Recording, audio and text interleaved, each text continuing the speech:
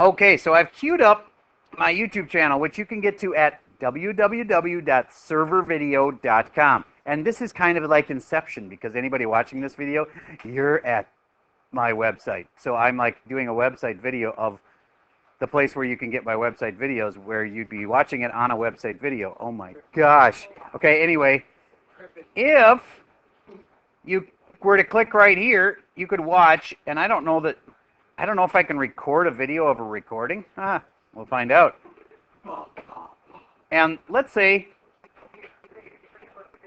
you wanted to do like my daughter does, and she plays them back at like 1.5 speed. We'll see what that sounds like.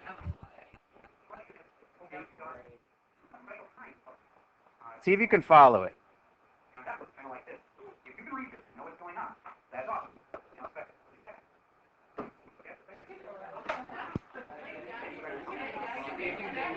All right, or if you're really bored, you can play it back at 0.5 speed.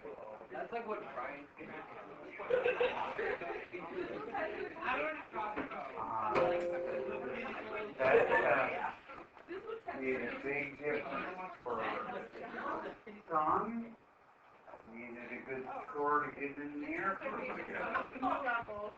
One of my daughters needed a better score. She had an awesome score, actually, the first time.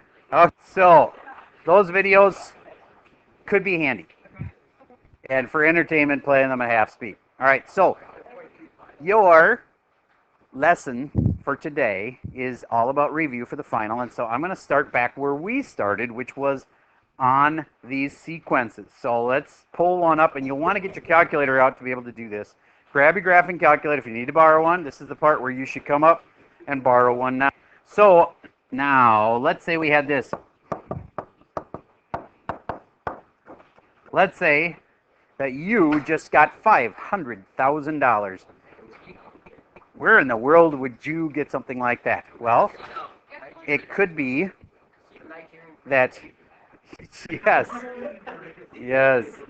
the diamonds. I have these rough cut diamonds, and you and I are going to make a fortune. Yes, do you know why they make those videos? Excuse me, those emails so ludicrous? You might think that actually they're just dumb. And like when they write those spam emails, they make it so obviously a scam. But actually, they're doing that because they want stupid people to reply. They don't want smart people to reply. Because if you're smart enough, you're not going to be dumb enough to give them your credit card information, right? So they only want people who are incredibly gullible to reply to them. So they actually, on purpose, make those things incredibly see-through, obvious, because then only the really, really gullible will reply. Anyway, I saw a great TED Talk where this guy actually had this long, yes. Uh-huh. Uh-huh. They're hilarious, yeah. Yeah, so what, remind me how to spell his name in case people want to look it up. TED Talk, last name V, and it's pronounced like Veitch, but I can't remember how to spell it. Veitch. Anyway, if you're interested in seeing a TED Talk about that, he replies and goes down the rabbit hole with one of these guys who is trying to get his money, and it's hilarious. Okay, so you have got this $500,000, and now we are going to invest it. So see if you can remember how to write the rest of this.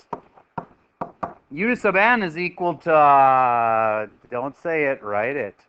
We're investing it, and we're going to make it grow at, let's make a scam turn into another scam. Bernie Madoff would guarantee people about 10% growth every year. And he was like, yeah, this is just an amazing opportunity to get in my hedge fund.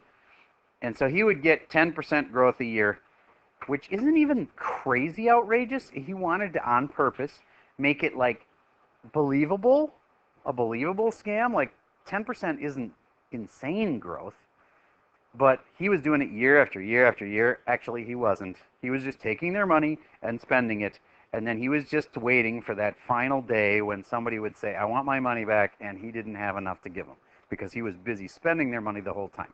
And now he's in prison, and he will be for the rest of his life. This is a pretty sad ending to the whole thing, but he was super rich because he got tons of people to give him his money, and he said he was going to give them 10% per year, and instead he just spent it all until finally somebody wanted their money back, and he didn't have enough in the account. All right, so that's the basic story. So we're going to invest it at 10% with Bertie Madoff. You should have said u sub n minus 1 times 1 plus 0.1 or 0.10, and that would be enough right there to get 10% growth.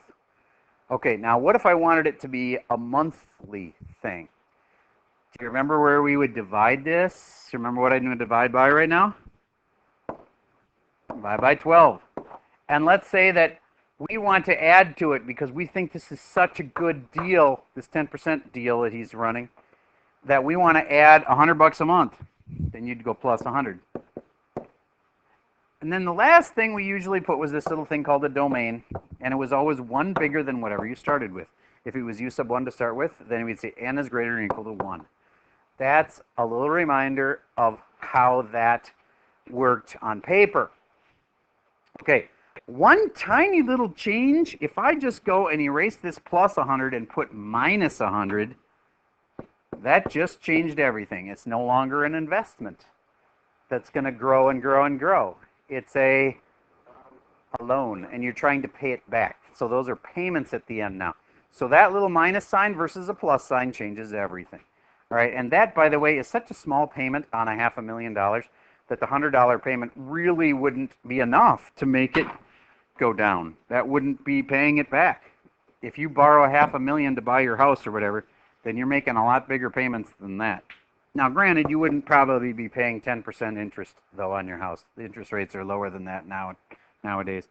Let me say that you had $3,000 payments. Then this is a question I got asked a lot in one of my other classes. So how do you tell when the thing's paid off? Do you remember doing this? Grab your calculator. Now go into mode. Go into SEQ, sequence mode. So put your calculator in mode sequence. And then the top thing on the y equals screen will say n min. Think about what that means for a moment. N min. Doesn't min mean smallest? Smallest n then? N min means smallest n. N min, in my problem, it's that number. And it's 0. The smallest n, the little n's are the subscripts, is 0. Follow this through with me. It's worth it. All right, next up, let's say we have 10%. So I'm going to go to 1 plus 0.10.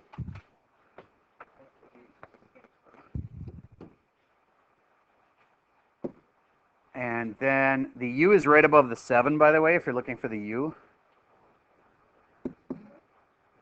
I'll put minus 3,000.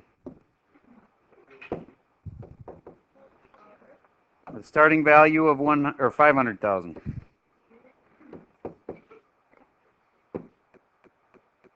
Okay.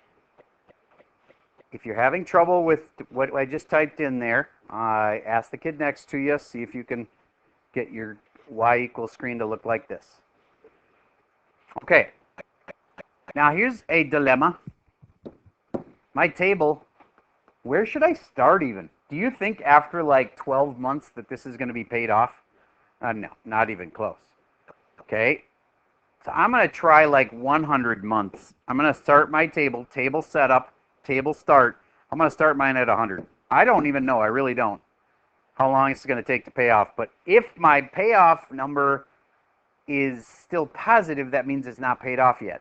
If it just switched over to negative, then I'd be the luckiest math teacher in the world to have guessed the right moment that it paid off. There it is. Nope, not even close. In fact, what's happening? I'm not making big enough payments. Because at 10%, at 10% growth, do you get my interest on this thing is 50,000 a year? Just my interest is 50,000 a year. Okay, so let's make bigger payments. Or actually, let's change the interest rate to be more realistic, because the more realistic interest rate to buy, you're buying a house, you borrow 500,000 to buy your house. A more realistic interest rate is like 5% interest. So everybody go in and change your interest rate to 5%. I saw a hand up. Do you still have a question, or is this going to fix it?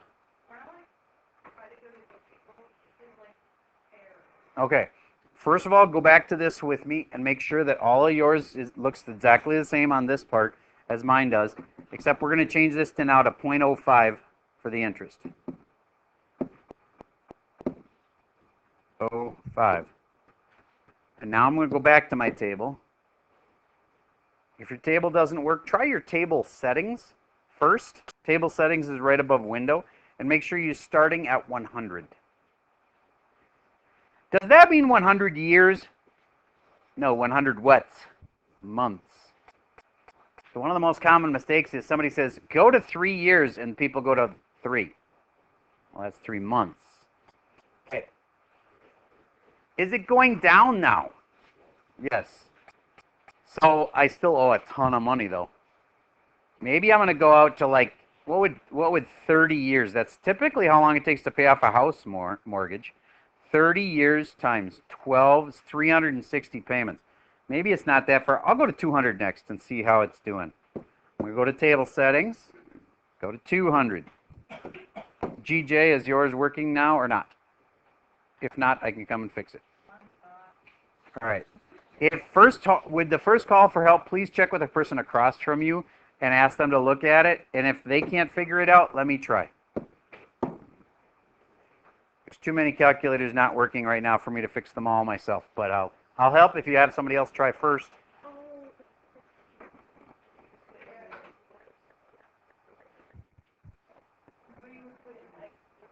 Taking longer than I expected, but come on.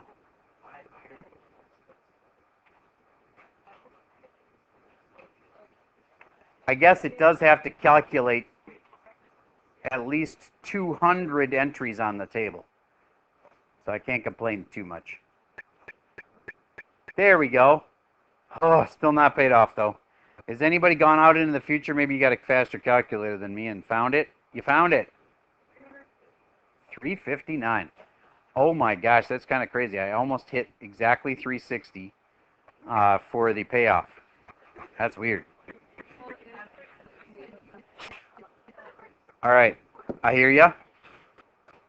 So let's go with 359. I like that better. We'll see more data that way. I'm going to go to table one last time. Okay. What would be the point of this question? If it takes 360 payments to get it paid off, how much did this cost? Well, remember, you borrowed $500,000, but do you get to just pay back $500,000? No, you have to pay them interest. So your total cost is going to be more than the $500,000 because there's interest. So let's figure out that question. This would be the complicated final question. By paying off your loan, how much did you pay and how much interest did the bank earn?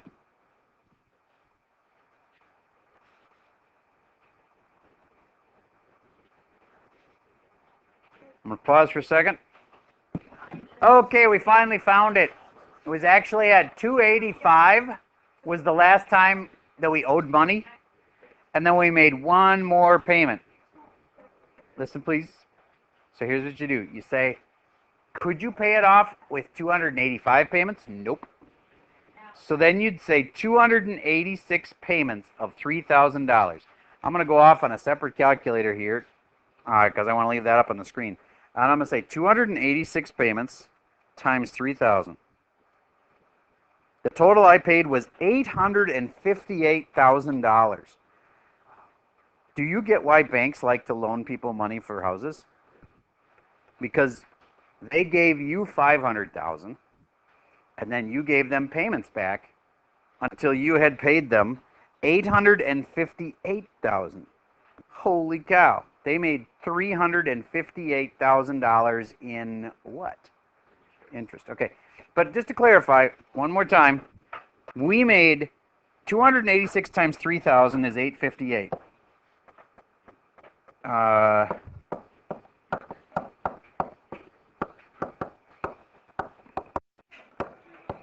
But if you look at that table, they owe us some money back after 286 payments. They owe us 2573.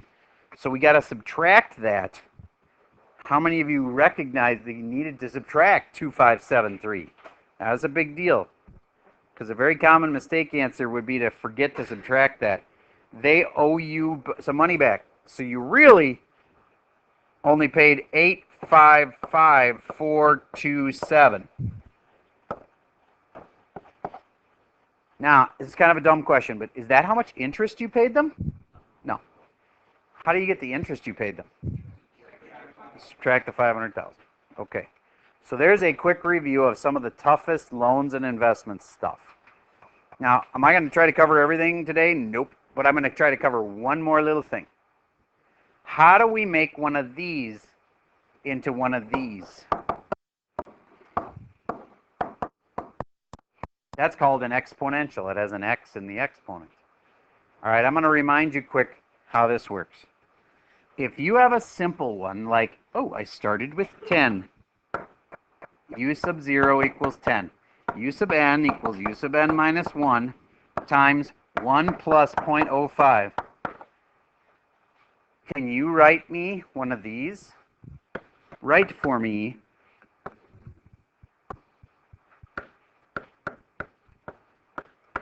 one of those. It's really not that tough. You just got to think about what it started with, what it's growing by, and you need an x in the exponent.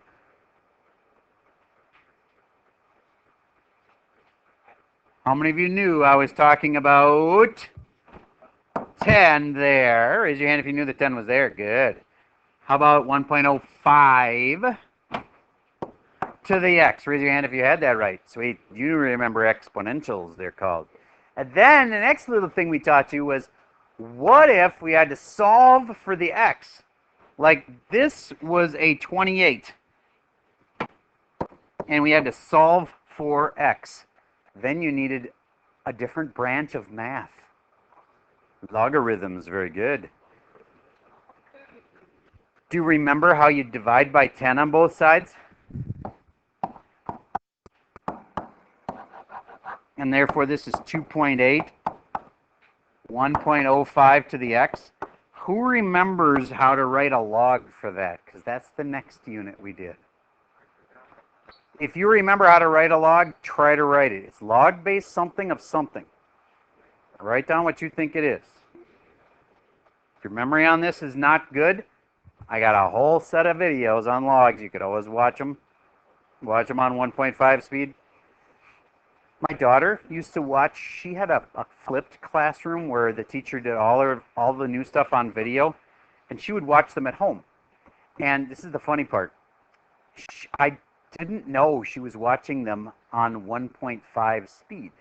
And so the teacher's voice, I just thought that was how the teacher's voice sounded, and I thought she talked kind of fast.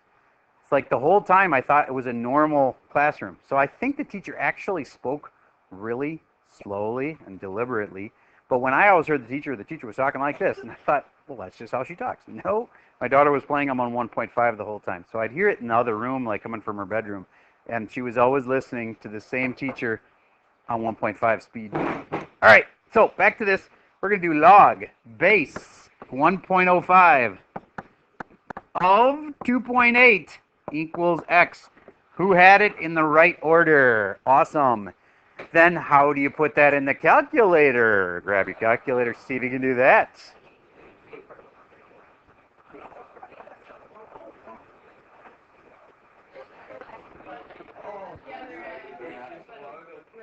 Now there is two worlds on this one. Some people have the old calculators, which you have to do it one way. Some people have the newer calculators where they have a better operating system and they can just put the numbers right in.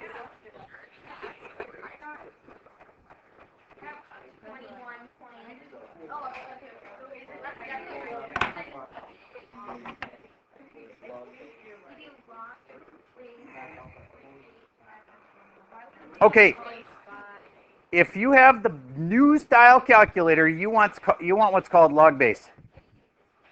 I'll show you. I'm going to go up to the catalog because that's where every function is. And then I sorted alphabetically, so I just need to hit the L, and it'll bring up everything with an L. And then wait, there's no logs. I arrow down until it's see the logs. But what I want is the log base. There's ln, that means log base E. I don't know if you remember that. There's regular log. Ooh, there's log base. Now, if you don't have that in your list, then I'll show you how to do it in a second. But if you have the newer calculator, you do this, log base. Oh, nuts, I'm in the middle of something else. Ah, I got to do it again, pausing. Okay, thanks for your patience with that. I'm back at the log base thing. I hit enter, and now I put in 1.05, arrow over, 2.8. Yay, I got my answer, 21.1. Raise your hand if you got 21.1. Okay, if you have an old calculator, here's what you'd have to do. Log 2.8, that might actually be faster, even if you have the new calculator, to just do this, because you don't have to go into any deep, dark menu. Log 2.8, divide by, what do you think I'm going to say? Log 1.05. And enter, and I'm done. Same answer. Any questions on that? Okay, I'm sensing that your brains are full. So here's what I'm going to do. You have the final. Let's figure out what day it's going to be for you. Have you figured it out? It's Tuesday? Okay. So then you have Friday, tomorrow, and then the weekend, and then Monday. Okay, get ready. Okay, so that's not a lot of days. Your job is to go into the review folder that I have placed there and do stuff. There's worksheets, there's Schoology quizzes, there are practice tests, there are keys. And all I want you to do is set a goal for yourself of about 20 minutes a day. I know that may seem like a lot, but that's one little homework assignment a night.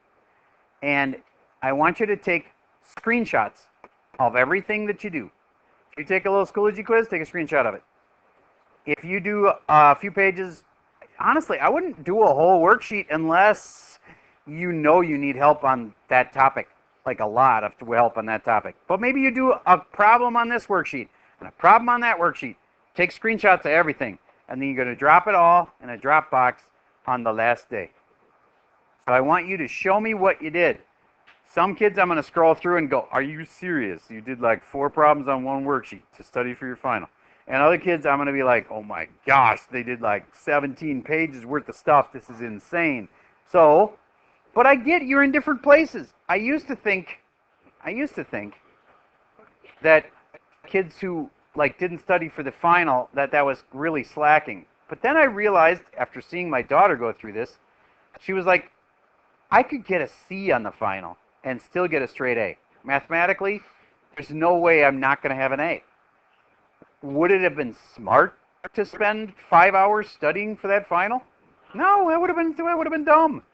You guys are in different places. Some of you guys have such a solid A locked in that I don't need you to spend 5 hours studying for this. Others of you, you really need to, because you got a bad grade and you really could use a decent final. Otherwise, you're going to be stuck with that bad grade. All right. So I totally respect whatever your decision is on how much time to spend. But you're going to Dropbox and show me how much time you did spend. Mainly what it does is helps me on the close calls where I go, oh, I wonder if this kid really tried hard studying for this final. And then I look back at what they did. I'm like, nah, they didn't try hard. I don't feel like I need to give them a break. If they thought they were fine and then they failed the final, then they don't need like any kind of help from me. So it all is kind of like an effort gauge on your part. how hard do you need to try? Some of you don't need to try very hard because you have a 97% going in, and you could get a C on this final and still get an A. And others of you have like a 91%, and you are so close to the straight A, and you really want the straight A, well, then you need an A on the final. Then you better study. And if you miss it by a drop, and I look back and you didn't even try studying for the final, well, then I'm not going to give you the break. Okay. And that's all I have for you for today. There's a big old review folder in Schoology with tons of stuff you could do in there.